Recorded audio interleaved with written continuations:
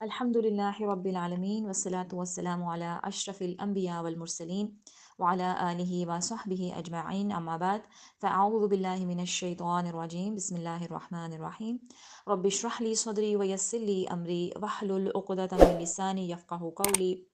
अस्सलामु अलैकुम व रहमतुल्लाहि व बरकातुहू। लास्ट टाइम हमने सूरह नाज़ियात आयत नंबर 14 तक की थी।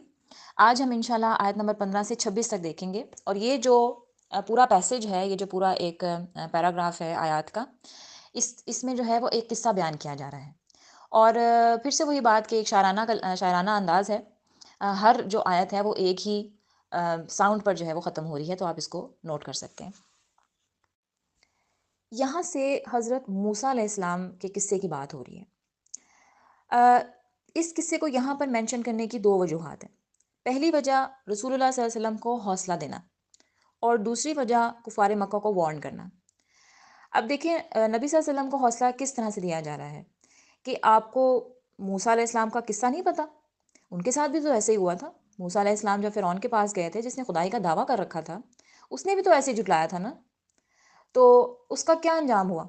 और यही बात जो है वो कुफ़ार मक्का को सुनाई जा रही है कि तुम लोगों से पहले भी एक पागल दिमाग आदमी गुजर चुका है, जिसने खुदाई का ही दावा किया हुआ था। उसने भी मेरे पैगंबर को ऐसे ही झुटलाया था, और फिर उसका क्या अंजाम हुआ वो भी तुम्हारे सामने ही है। तो अगर तुम लोग भी झुटलाते रहोगे तो तुम्हारा भी यही अंजाम होगा। तो ये असल में उनको वार्न किया जा रहा है, और नबी सल्लल्लाहु अलैहि वसल्लम को हौसला दिया जा रहा है कि आप फिक्र मत करें, इनका अंजाम भी वैसा ही होगा जैसा हमने फ़िरौन का अंजाम किया था। ठीक है, तो चलिए इसको स्टार्ट करते हैं। औज़ु बिल्लाहि मिनश शैतानिर रजीम। हल अताका हदीसु मूसा। हल का मतलब होता है सवालिया अंदाज में पूछना कि क्या आपने ऐसे नहीं किया, क्या आपको ये नहीं पता। तो जब इस तरह से कोई सवाल पूछा जाता है तो उसके लिए हल का लफ्ज़ इस्तेमाल किया जाता है, और अक्सर जो है वो अलम का भी इस्तेमाल किया जाता है। हल अता का, क्या आई है आपके पास? हदीसु खबर। हदीस का मतलब होता है खबर या कोई बयान। मूसा, मूसा की, क्या आपके पास मूसा की खबर नहीं पहुंची, या क्या आपके पास मूसा का वाक़या नहीं पहुंचा? इज़ नादाहु रब्बुहु बिलवादिल मुक़द्दस तुवा। इज़, जब, नादाहु, पुकारा उसे। नादा जो है वो जैसे निदा से निकला है, या मनादी करना, जैसे उर्दू में हम इस्तेमाल करते हैं ना मनादी करना। मनादी करना का मतलब होता है ऐलान करना या पुकारना। इज़ नादाहु, जब पुकारा उसे, रब्बुहु, उसके रब ने। हु का मतलब होता है उसे। रब्बुहु, उसके रब ने। बिलवादिल मुक़द्दस तुवा, मुक़द्दस वादी में तुवा की। ये तुवा जो है वो उस वादी का नाम है जहाँ पर हज़रत मूसा अलैहिस्सलाम फर्स्ट टाइम अल्लाह ताला से हम कलाम हुए थे। और इसको मुक़द्दस वादी इसलिए कहा जाता है क्योंकि यहाँ पर दो बहुत अजीम वाक़यात हुए थे। एक तो ये कि जो अल्लाह ताला से फ़र्स्ट टाइम हम कलामी का शर्फ़ बख्शा गया था हज़रत मूसा अलैहिस्सलाम को, और दूसरा जब हज़रत मूसा अलैहिस्सलाम मिस्र से बनी इसराइल को निकाल कर यानी हिजरत की थी, तो उन्होंने इस वादी में उन्होंने वो लेकर आए थे अपनी कौम को। तो इस वजह से ये दोनों बड़े वाक़यात जो हैं वो इस वादी में हुए हैं, इसलिए इसको मुक़द्दस वादी कहा गया है। इज़ नादाहु रब्बुहु बिलवादिल मुक़द्दस तुवा, जब उसके रब ने उसे तुवा की मुक़द्दस वादी में पुकारा था। इज़हब, जाओ, इला फ़िरऔन, फ़िरऔन की तरफ। इन्नहु, बेशक वो, तग़ा, सरकश हो गया है।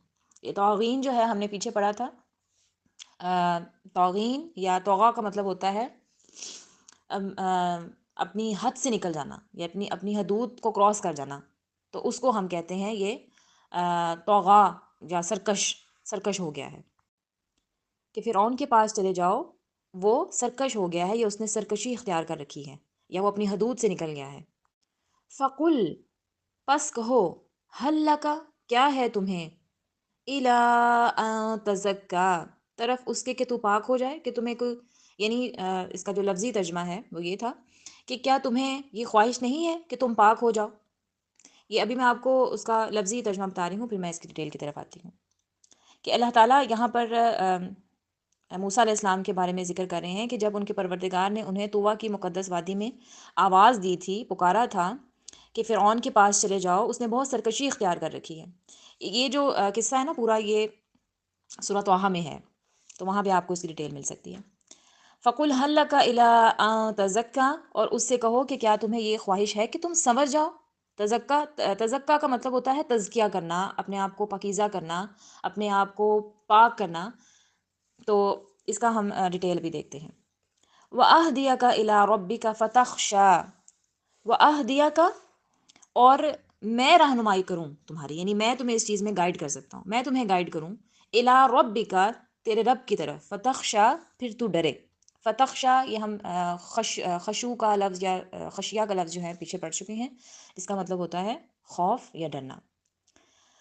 فَأَرَاهُ الْآيَةَ، بلکہ ہم ایسا کرتے ہیں، پہلے ان کی ہم تھوڑی سی ڈیٹیل دیکھ لیتے ہیں، یہ جو ہم نے 4 جو آیات پڑھی ہیں۔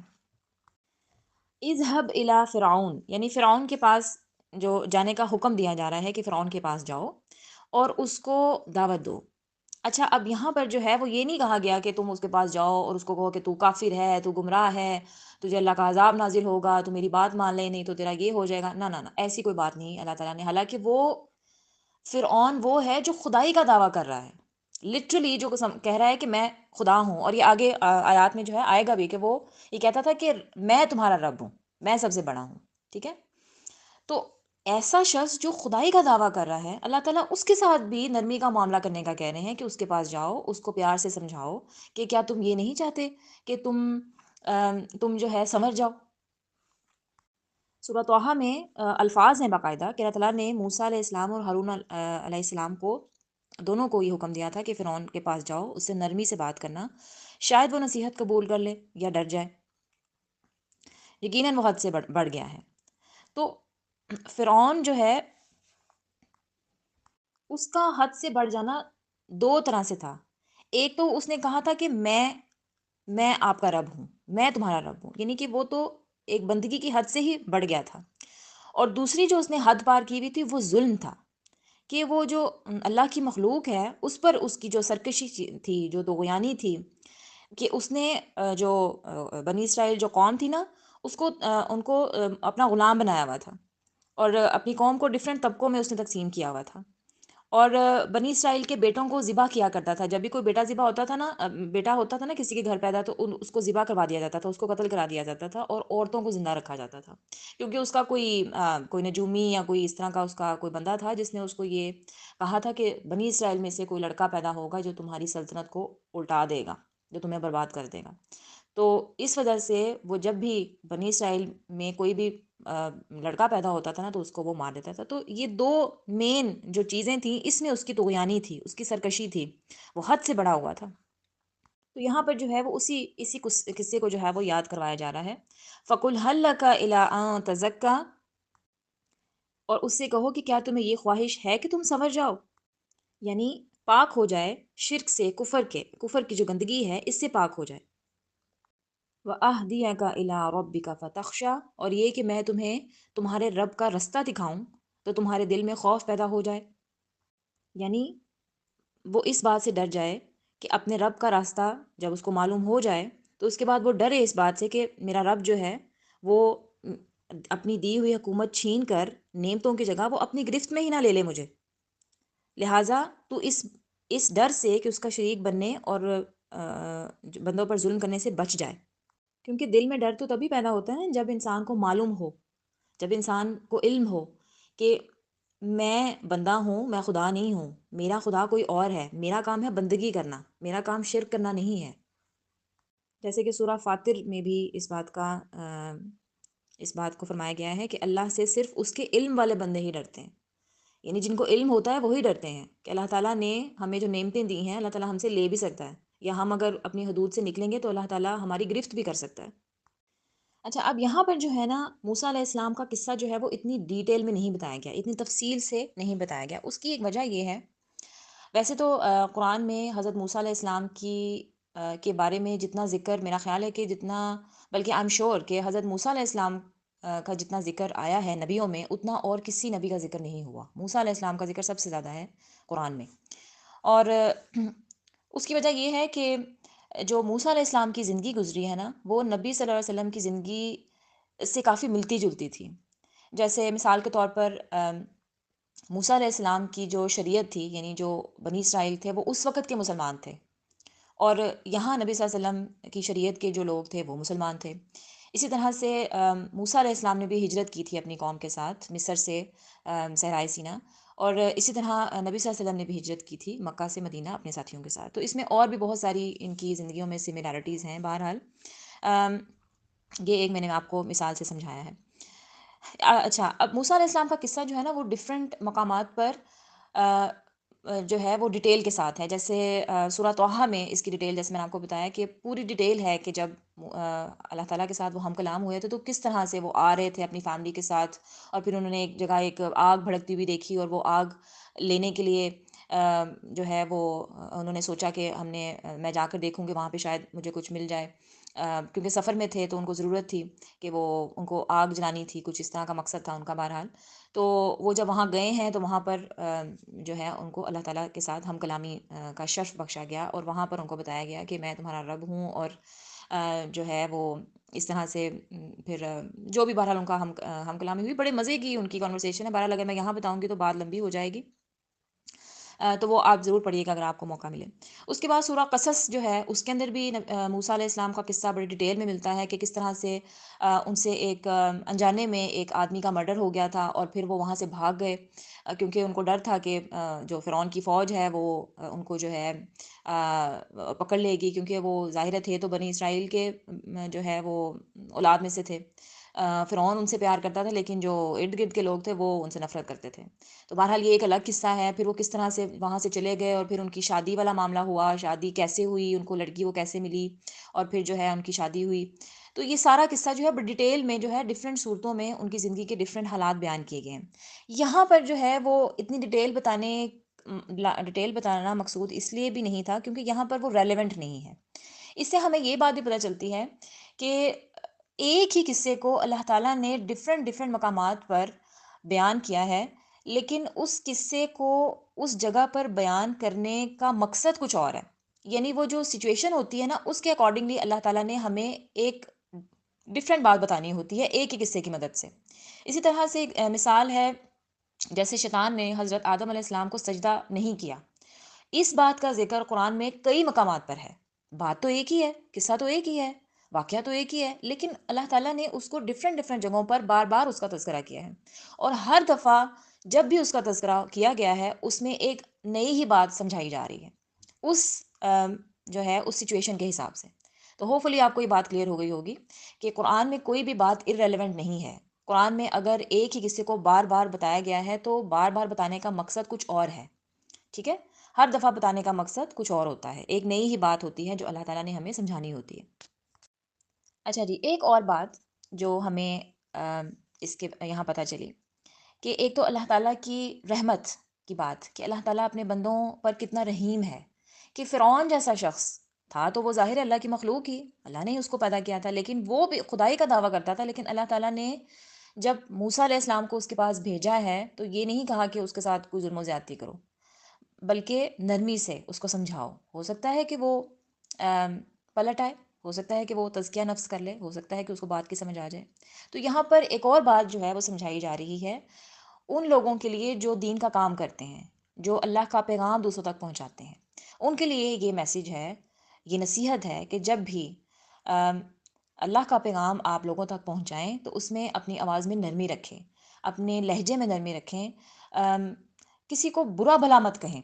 یعنی جو دعوت کا کام ہوتا ہے، جو داعی ہوتا ہے، ایک جو اللہ کا میسیج پہنچا رہا ہوتا ہے لوگوں کو، اس کا کام یہ نہیں ہوتا کہ وہ ان کو ڈی گریڈ کرے یا ان کو ذلیل کرے یا ان کو کہے کہ تم لوگ تو کافر ہو، تم لوگ تو گمراہ ہو، تم لوگ تو نان مسلمز ہو، تم لوگ تو جہنم میں جاؤ گے، میری بات سنو اور اللہ کی طرف آؤ تاکہ تو اللہ تمہیں جہنم میں نہ ڈالے. نہیں، اس طرح کی باتیں نہیں، یعنی ان کو انسلٹ نہیں کرنی، ان کو آرام سے سمجھائیں، ان کو پیار سے سمجھائیں. تو یہ ایک داعی کو بھی ایک نصیحت کی جا رہی ہے کہ جب آپ تبلیغ کا کام کریں تو آپ اپنے لہجے میں اور اپنے آپ کا جو بیہیویئر ہے، جو آپ کا ایٹیٹیوڈ ہے، اس کو آپ نرم رکھیں تاکہ لوگ آپ کی بات سنیں.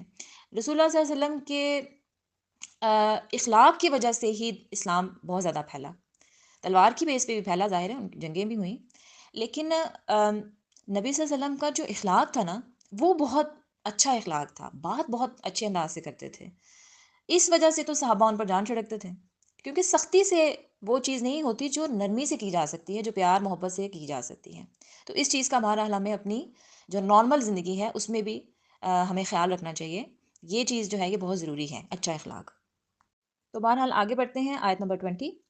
فَأَرَاهُ الْآيَةَ الْكُبْرَى. پس فَأَرَاهُ کا مطلب ہوتا ہے پس اس نے دکھائی. آیتا نشانی. نشانی آیت جو ہے اس کو نشانی کہا جاتا ہے. الکبرا بڑا. کبرا یا کبیر یا اکبر، یہ سارے جو ہیں وہ الفاظ ایک ہی کانٹیکسٹ میں آتے ہیں جس کا مطلب ہوتا ہے بڑا. فَأَرَاهُ الْآيَةَ الْكُبْرَى. پس موسیٰ علیہ السلام نے اس کو بڑی زبردست نشانی دکھائی. اب یہ جو ہے وہ اس واقعے کی بات ہو رہی ہے جب موسیٰ علیہ السلام جو ہے فرعون کے دربار میں گئے تھے، اور وہاں پر نشانی جو ہے یہاں پہ ہم سب کو ہی پتہ ہے، ہم اپنی بکس میں ہی پڑھتے ہیں اسلامیات کی، کہ جب جادوگروں کو بلایا گیا تھا اور پھر جو اژدہا ہے، اژدہا بن گیا تھا، جو موسیٰ علیہ السلام کا کی جو لاٹھی تھی، جو عصا تھا، وہ ایک نشانی تھی، یا وہ ایک سمجھ لیں ایک معجزہ تھا جو اللہ تعالیٰ نے ان کو عطا کیا تھا، کہ ان کی جو لاٹھی تھی نا وہ سانپ بن جاتا تھا. اور اس بات کا یا اس واقعے کا جو ذکر ہے وہ قرآن مجید میں بہت سارے مقامات پر کیا گیا ہے. ظاہر ہے اس سے بڑی نشانی اور کیا ہو سکتی ہے کہ ایک بے جان لاٹھی ہے، سارے دیکھ رہے ہیں اس کو، اور ان کے سامنے جو ہے وہ اعلانیہ سب کے سامنے وہ ایک سانپ بن جائے، ایک اژدہا بن جائے، اور جو جادوگر ہیں اس کے مقابلے میں وہ جو لاٹھیوں رسیوں کے جو انہوں نے مصنوعی سانپ بنائے تھے وہ ان سب کو نگل جائے، اور پھر حضرت موسیٰ جب اس کو حکم دیں، اس کو پکڑ کر اٹھا لیں تو وہ پھر سے لاٹھی بن جائے. تو یہ ظاہر ہے یہ ایک یہ علامت تھی اس بات کی کہ وہ اللہ تعالیٰ کے بھیجے گئے پیغمبر ہی ہیں، اور اللہ تعالیٰ کی طرف سے ہی ان کو یہ معجزہ ملا ہے. تو یہ معجزہ دکھایا گیا فرعون کو. فَكَذَّبَ وَعَصَىٰ. پھر بھی وہ نہ مانا. فَكَذَّبَ کا مطلب ہوتا ہے پس اس نے جھٹلا دیا. کذاب کا مطلب ہوتا ہے نا جھوٹ. تو کذب کا مطلب ہوتا ہے اس نے جھٹلایا. پاسٹ ٹینس میں ہے. فَكَذَّبَ تو اس نے جھٹلا دیا. وَعَصَىٰ اور نافرمانی کی، یعنی اس نے اس کو بھی جھٹلا دیا اور نافرمانی کی، اسٹل وہ نہیں مانا. ثم ادبر یسعی.